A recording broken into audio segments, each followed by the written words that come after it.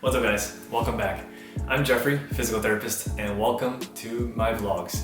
So for my vlogs, I'm gonna give you guys like a week's update and recap of what's been going on in my life.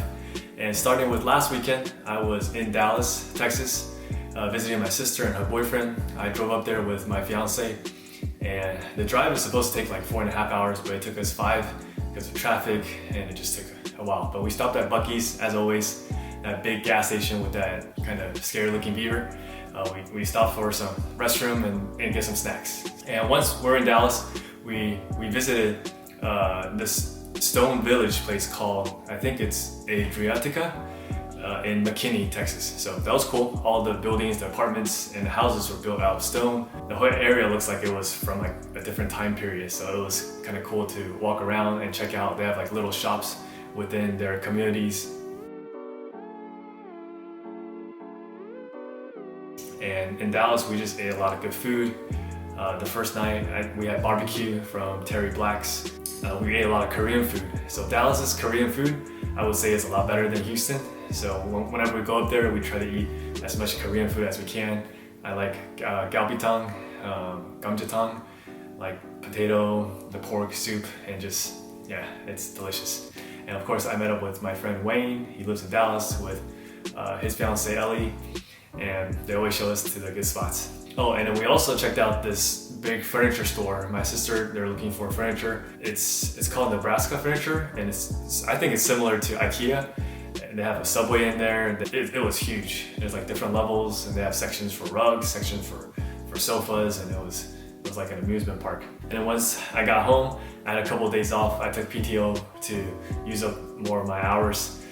So I used that time to renew my PT license, and every 2 years we have to renew our license. It's 30 hours of continuing education, and I already have over, but you have to submit those hours and take the state law exam, at least for Texas. So it's called the Texas Jam, and that took about, like for me, it took close to 2 hours. And even though it's open notes, of course, you get to look back. And they tell you if you miss a question, you have 2 chances. If you miss a question, they'll tell you where to find the answers. But it still took me a while to go through all the questions. It was like 75 questions. But I got that down out of the way, so I'm good for another 2 years to practice as a physical therapist. And also my podcast that I did a while back with my friends Andrew and Mike on their podcast called Full Tilt, where they talk about esports, psychology, gaming, and they brought me on to talk about the rehab side of things and just kind of catch up. So that podcast, I have 2 more clips that were up. I'm gonna insert maybe a couple clips here, and you guys can definitely check it out. I'll put some links in my description box. And the learning definitely doesn't stop after you graduate. And looking back, I would say that the school stuff, a lot of it we don't use now. Yeah. Now it's more about, you have to do your own research. You have Right. to read articles, attend courses, and to kind of get the most current and most like evidence-based treatments. I know a lot of people feel like there's got to be a specific thing or like one exercise that's going to change everything, but a lot of the thing is kind of, it's more just, you really have to just be aware of your own body and just be active. So whether it's going for a walk, and for me, I like to say always have a combination of strength training along with cardio.